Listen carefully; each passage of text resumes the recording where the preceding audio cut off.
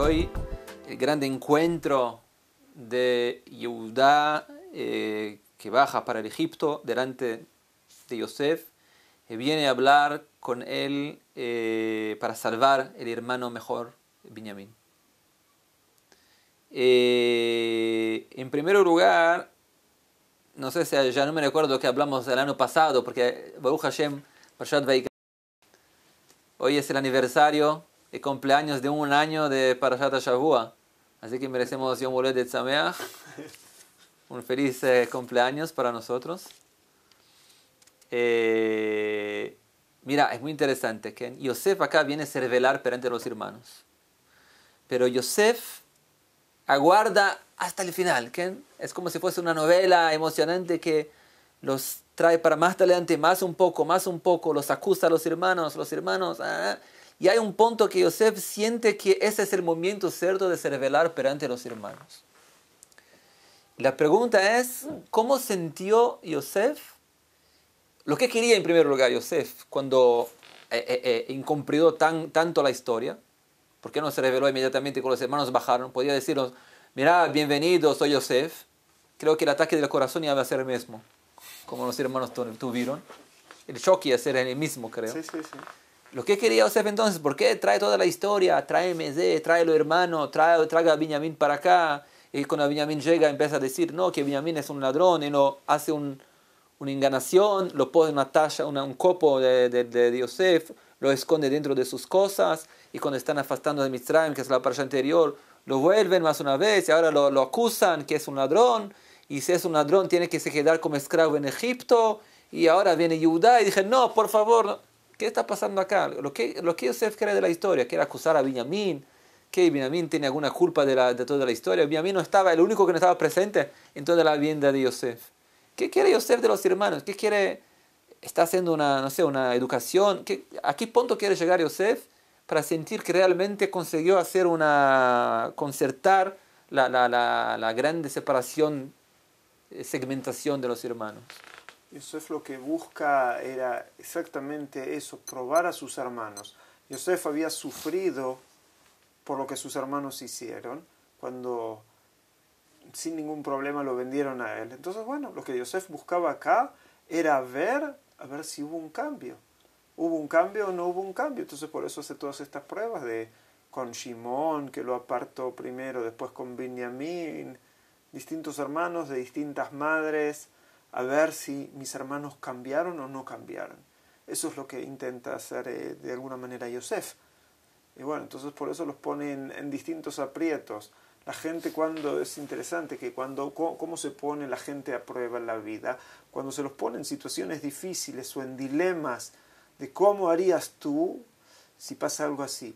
Pero no solo eso también, tal vez tentar, no solo eso, también ponernos en la misma situación que estaban antes. Dilemas que se hacen entre hermanos. Tengo que contar algo que me pasó verdaderamente.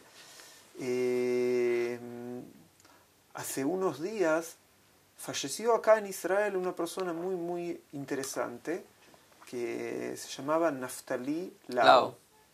Y yo fui alumno, su hijo, que es el Rab Beni Lau, fue mi maestro durante 3 años. Pero la historia interesante no es que el hijo de Naftali Lau era mi rabino y mi maestro. La historia interesante es que Naftali Lau era el hermano mayor del Rab Israel Meir Lau, el famoso Rab Lau, que fue Rab Rashi. Que fue el gran rabino de Israel, y hoy es el gran rabino de Tel Aviv, y su hijo, hoy en día el Rab David Lau, es el gran rabino de Israel. Y la historia de Naftali Lau era 2 hermanos que estaban como en dilema en la Shoah, qué era lo que podían hacer y qué era lo que hacían. Y como todo el tiempo, Naftali estaba dispuesto incluso a arriesgar su vida para salvar a su hermanito. Él salvó al Rab Lau. Al Rab Lau, sí. Y a veces hay dilemas, qué es lo que hay que hacer, y sobre todo a veces uno tiene que dar la vida por su hermano, no tiene que dar la vida por su hermano, cómo uno tiene que manejarse. Y Naftali Lau fue el ejemplo para generaciones de cómo uno tiene que hacer todo para salvar a su hermano, y lo que él hizo, que bueno, que es más allá de nuestro programa para contar. Y otra cosa más, otra anécdota pequeña, cuando estuve en la Shiva, el Rab Lau, el gran Rab Lau, el Rab de Tel Aviv, él contó que hace unas semanas estuvo en Suiza, y en Suiza le dieron unos papeles de Agudat Israel, que había todo un papel como lo querían rescatar a su papá, cuando todavía era rabino en Pietrkov, en 1941, antes de que empiece la solución final, y en Suiza le iban a pegar a los alemanes para que el Rab Lau salga con toda su familia. Y el Rab Lau, el padre, ¿sí? El padre del padre. El padre de Naftali Lau, Zichrono Libraja, y el padre Sí, del gran rabino Lau, dijo, a mí no me eligieron rabino de la ciudad solo para estar en las buenas. Y dijo, yo, si toda la comunidad está acá, yo me quedo como comunidad. Y fue un ejemplo de cómo no se abandona a su gente, y fue algo emocionante. Y bueno, cuando Y fue muerto ya. Y sí, él quedó en la Shoah. 2 de sus hijos se salvaron, pero su esposa y otra parte de sus hijos... Es una historia impresionante. Me recuerdo que estaban en un tren para ser expulsos. Ahí lo ponieron a Naftali, estaba en un tren. Y el Rav Lau lo pusieron en otro tren. Y para poder salvarlo a cada estación, él salía del tren, entraba en otro tren y empezaba a gritar. No, la historia es más interesante. ¿Cómo lo llamaban? Luli, ¿no? Lulek, Lulek, ¿dónde estás? Hasta que llegó en la historia es que Naftali, el tren, habían separado los vagones, que sabían que en cierto punto los vagones de atrás iban a ser separados, iban a ir para campos de trabajo, y los vagones de adelante iban a ir a un campo de exterminio. Y cada vez que el tren paraba en el camino, Naftali salía de su vagón, se tiraba y se arrastraba abajo del tren, y se fijaba en cada uno de los vagones si estaba, pero cada vez que el tren paraba iba un vagón y volvía hasta que lo encontró, y cómo lo salvó un hermano. Y bueno, que ese es el ejemplo, que es un ejemplo muy grande, ¿sí? de cómo hermanos tienen que hacer. Y bueno, y acá en nuestra parashá, si volvemos a nuestra parashá, entonces Yosef quería ver si los hermanos están en ese nivel de salvar a otros hermanos que están en peligro, que es lo que aprendimos de Naftali Lau, Zichrono Libraja, ¿sí? De cómo se arriesgó su vida y dio todo para salvar a su hermano. Y acá también Yosef quería ponerlos a prueba, a ver si ellos estaban dispuestos a salvar a sus hermanos. Y me parece que esta prueba se empezó en el Targil, que en el ejercicio que hizo Yosef para traer la situación en la misma situación, fue muy interesante. En primer lugar, había una presión muy grande de envidia entre los hijos de Rachel y los hijos de Lea. Los hijos de Rachel habían 2, Yosef y Binyamin. O sea, en este caso, Binyamin puede representar más una vez el hijo que el papá lo prefería más que todos. Obviamente, cuando Yosef sumió, podemos imaginar que Jacob lo abrazó a Binyamin como quien diciendo, sos la memoria de Rachel, que la mujer ya se murió también, de la mamá más querida, que trabajó 7 años por ella, que la besó primera vez que la encontró, la grande amada de él. O sea, le gustaba mucho, y los hermanos más una vez se encontraron en la misma posición de antes, teniendo envidia del hijo de Rachel.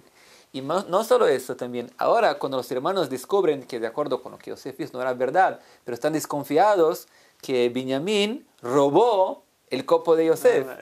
La copa. La copa. Y los Midrash Rashi trae eso también, que cuando se descubrió la copa, los hermanos dijeron, es un ladrón, hijo de una ladrona, porque Rachel también robó la idolatría de su papá, y se comporta también, ¿cómo se dice? Cleptomaníaco, que es una familia, un problema genético de la familia. Y no solo por eso ahora, ellos hacen las besteras, la bagunza, hace los desmanes. Los desmanes, roba la copa, ¿y quién paga por eso en final? Nosotros. Shimon. Shimon y nosotros también, ¿cómo puede ser? Esa es la grande prueba. Y más una vez, la misma posición. Un hijo de Rachel, que todo lo piensa que es un niño mimado, que está robando, que se comporta mal y que el papá no comprende, y que está en posición ahora de poder ponerlo como esclavo más una vez en Egipto, y todos que van en su casa. Esa es la posición que Yosef lo presenta, la posibilidad. Y Judá acá hace lo que se llama Chuvat Mishkal, que es una chuvá completa, como quien diciendo, estoy en la misma situación, pero ahora voy a hacer algo diferente, un comportamiento diferente. Y hay que tener un nivel muy elevado como Yehudá, que es Leodot, para saber que hay que se comportar de otra manera, hasta el punto que está dispuesto Yehudá a se entregar completamente y ser esclavo en el lugar de Binyamin, para que todos los hijos los hermanos pueden volver, especialmente Binyamin, pueden volver para su papá. Eso que trae el Rambam, que la chuvá más completa es una chuvá que viene en la misma situación. es también cumplir la palabra de lo que uno dijo, porque Yehudá le había prometido a su padre que iba a hacer que Benjamín regrese en paz hacia él, y él estaba dispuesto a dar su vida para que eso se cumpla. Si queremos volver a Naftali Lao, era interesante que él había prometido a los padres que iba a cuidar a su hermano pequeño para que sea el que continúe la cadena rabínica de 13 generaciones de rabinos. Y Naftali había prometido a sus padres que iba a hacer, y en la Shiva el Rab Lao mostró cartas de su hermano Naftali que le mandaba, porque después del holocausto Naftali volvió a Europa a rescatar chicos de conventos cristianos que habían sido entregados, y ahí Naftali le preguntaba todo el tiempo cómo estaba, y a veces lo corregía y le dice: te pido disculpas que te quiero corregir, pero nuestros padres me pidieron que te cuide, y que le pedía disculpas por corregirlo y tratarlo como un padre que lo quería cuidar. Eso lo escribía a Naftali al Rab Lao cuando el Rab Lao era un niño pequeño y estudiaba. Y es interesante cómo a veces cosas de las historias de la Torá, de cómo los hermanos tienen que tomar responsabilidad. Vemos la responsabilidad que tomó Yehuda con su padre, la quería cumplir, y la responsabilidad que tomó Naftali con su padre, el Rab Chaim Moshe Lao, también la quiso cumplir por generaciones. Y bueno, las historias que vienen desde la Torá nos enseñan en nuestra vida también cómo hacer, y a veces todo se lo debemos a personas así que salvan al otro y que hacen que las cosas cambien en el mundo. Y me parece que de eso se puede aprender que, más una vez, si usted se encuentra en una situación que te parece que tienes un déjà vu, o sea, estás sintiendo que ya pasaste por esa situación, puede ser que Dios lo estás probando para mirar si puedes ahora se comportar de otra manera. Y eso tiene conexión obviamente en situaciones en el casamiento, en la vida con amigos, con hermanos, con la familia. Más una vez estás en una prueba, tienes la posición de hacer más una vez el equívoco o de se comportar de tal vez de otra manera. Esa es la gran chance de cambiar el camino y hacer un desvío, como hizo Yehudá, y concertar el pasado de manera completa, como dice el Rambam. Ojalá que tenemos la fuerza y la inteligencia para poder vencer nuestros instintos, entendemos la importancia de familia, de hermanos, el respeto que tenemos que tener, la ayuda. Muchas veces, si ustedes tienen hermanos que están en situaciones malas, financieras, económicas, no continúen su vida tranquilamente. Hay que cuidar en primer lugar de sus hermanos, como dice la Torá. Tzedakah en primer lugar se hace con la familia. Así, si tienes tzedakah, en vez de dar tzedakah para cualquier otro lugar, el primer lugar que tienes que ayudar es sus familias. O sea, hay hermanos familiares que están peleados, como tal vez era la situación de Yosef y Yehudá, cómo buscar para corregir la situación, o cómo corregir al otro cuando el hermano tiene que ser corregido. Y se siente que no tiene fuerza, van a leer la parashá entera para comprender cómo Yosef sacó fuerzas espirituales para, después de tanta cosa mala, cosas malas que lo hicieron, cómo vencer los instintos y realmente cumplir la voluntad divina de traer paz para todos. Bueno, un Shabbat Shalom, que escuchamos solo buenas cosas. Bezrat Hashem, Kol Tuv, Shalom Shalom.